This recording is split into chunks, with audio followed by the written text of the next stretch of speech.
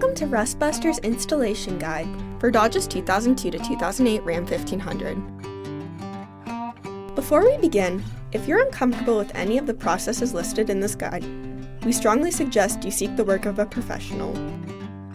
Ensure you have all the tools and utilities listed and that you're following all the manufacturer's safety precautions during use.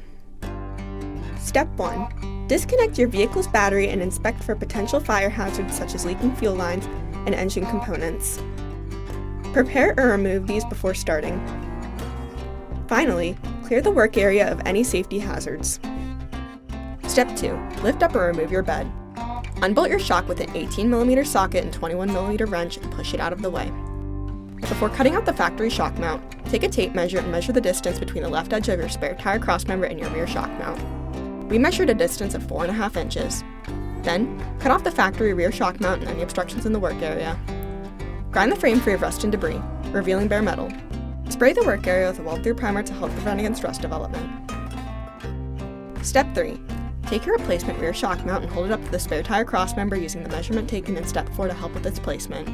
Following proper welding procedures, tack weld your rear shock mount onto the frame before welding it on fully. Finally, paint the part with primer or other rust inhibitor to help prevent or reduce the risk of rust formation. We recommend our Rustbuster Rust Converter and primer spray paint. Reinstall your shock with an 18mm socket and 21mm wrench.